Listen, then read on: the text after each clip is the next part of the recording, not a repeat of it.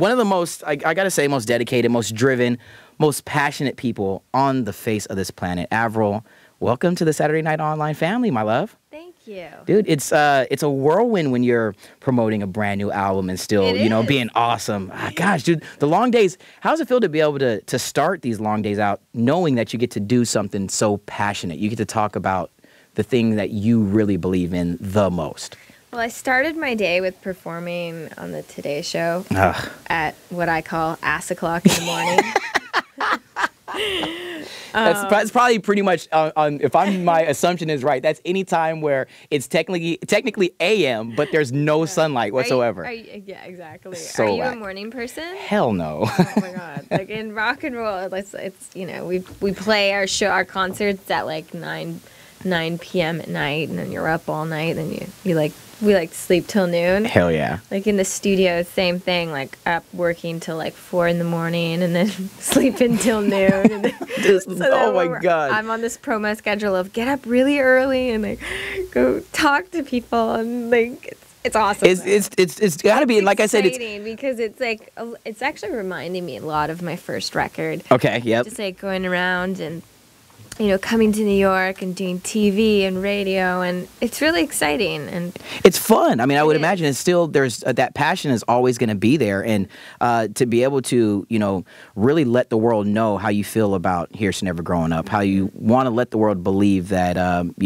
it's a part of you, and it always is going to be what you put out first and foremost. So I mean, to be able to kind of nurture your baby, how does that feel as an artist? Well, it's good because I love the song. Yeah. And I love what it represents and what it stands for. I don't ever want to grow up. Hell no. Yeah, right? Come on. Mm-mm. It's about being young forever and living in the moment and being a little wild and having a good time. So it's sometimes you never know. Yeah. Like I have so many different songs on this album, but I'm really happy about this one being the first single. How about the video that you just recently popped out to the world for us? And, we kind of get to see you being you. Is that really something that you stay focused on, is not getting caught up in what a director might tell you what they want, and like just letting you have your vision be what we get to see of you? It's good because I like to have fun with the music videos. Hell yeah. Sometimes I like to make like little mini movies, and I'm performing with my band. It's based around prom. Yeah. And so I've got my tiara on and my prom dress all ripped up, but the best part about the video is I do a throwback because the song's called Here's to Never Growing Up, so I thought it'd be cool to like bring out the necktie. Yeah, dude. The complicated video look, with the tie and everything, and I have a skateboard in the video. I was gonna say, do you choose to put the little things where you're like, oh my God, those are the favorite things that people love about you, and it's kind of like an ode to to who you are. Dude, you rock. I mean, I think one of the cool things also with what you have done, what you continue to do, is tell me a little bit more about like Abby Dawn. What's going, like, where's the clothes? Are we gonna... These are my Abby Dawn shoes. They're wedges with spikes. Dude, those are kick-ass. I love designing clothes. It's really cool.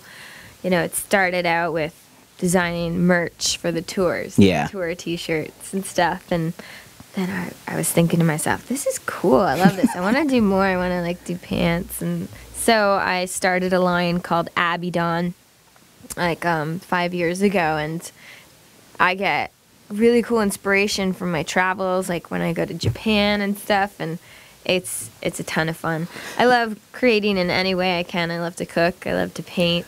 Oh, all right. You love to cook. Yeah. What is your go-to meal? Well, I like to eat healthy. I like cooking organic foods. I love salads and soup and like eating like light and fish and stuff like that. But my go-to is like Italian night. Yeah. Just like bruschetta and homemade pasta sauce and homemade pasta and making it with the machine.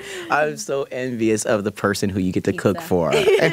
Pizza? You make homemade pizza too? Yeah, it's so much dude, fun. invite me over. Like, please. I don't take up a lot of space. Seriously. And I don't eat a lot. I love cooking for my friends and my family. I love setting the table, and it's all about presentation. Speaking of friends and family, how's it to have that support system be there since day one, and just have those people that you can rely on to, be them that need to pick you up when you're down, or to, let you know, like, hey, you know what you're doing right now is completely awesome to the world? you know, it's hard to find good friends and some people that stay around for years. And I've got Evan. He's my dude. Evan I do know. Oh, Evan is probably, if you guys don't know Evan Toppenfeld, this dude is the most gangster when it comes to solving a Rubik's Cube. Let that be known. Right? Evan's so smart. He can do anything and everything. He's the blonde in all my music videos. Yeah. Oh, Evan is rad. I love the guy. And I even had him come out to New York, and he played on the show with me today, just for fun, you know, just like good old times. When you do get to hit the road with family and friends, I mean, does it make it a little bit more comfortable, make it easier, or is that like a really obvious and dumb question for me to be asking you? No, it's, first of all, if you can get your family out here with you. My brother did travel with me for a while, and it's really good having family with you, because when you're on the road, obviously, it's like you're not at home and you don't have that stability for sure of that. So it's nice when you can have those people like Chad's with me today, my fiance, and it kind of makes everything like more enjoyable, a little more stable, and they're protective. And you know, I always say put family first. They're the ones that are there for you at the end of the day when you need them. Dude, the smile on your face right now, like I could tell, like you're so happy to talk about that. I mean, it's super cool. It's like it's refreshing to know that, you know, that as amazing a career that you continue to have and that you are having, that you know, deep down inside you're just an awesome girl who just loves to be around the people who matter most. And no, like seriously, it means the world. I'm gonna do what some of the biggest. You have some amazing fans, and they put together some fun, you know, really intelligent questions. So this is from Abby_Don36 on Twitter, and she's wanting to know about just what makes you a regular person. Who's the most famous person in your cell phone? Because I'm sure your phone, your contacts. Yeah, I knew it. Probably the gentleman who, you know, I get to spend the rest of my life with. I'm not mad at that question one bit. This is from area code 818. Alex texted in the question. Do you like haunted houses? Is that fun stuff for you? Like at theme parks? Yeah. Like Disneyland, is that you front of the line? You know what I like about the haunted houses? I actually see things in them, and I think they're cool, and I want to do it to my house. Oh, so I like decorating. You've got like a themed haunted house room at your house. No, but I like decorating I like going for like a gothic sort of medieval, like castle-esque. Dude, I'm waiting for your Instagram pics of that room in your house. That's got to be so rad. This is from Courtney in Detroit. She Facebooked in the question, have you ever asked for an autograph from someone famous? All the time, I would imagine that you have so many people come to you asking. Who is that person? You're like, I need to make sure. When I was 14, I sang on stage with Shania Twain. Oh, boy. I won a contest through a radio station. So I guess I got her autograph, yeah. And you were like, you're saving it. Do you still have it? Yeah. Oh, hell yeah. And then wherever the pile of my CDs are. And then Johnny Resnick, I met him at a radio show on my first album, and I just loved the Goo Goo Dolls, and I loved that song, Iris. Yeah, man. So I got a picture with him, and then I guess someone framed it because we had the same tour manager, and I got it signed. But and then I ended up performing. On my second record, I performed Iris with him. With him. Oh, dude, you talk about going 360 degrees. That had to have been an amazing feeling, dude. It was so cool. Here's the deal, love. Like I said, you have some of the most passionate fans on the planet. You are a true, genuine spirit.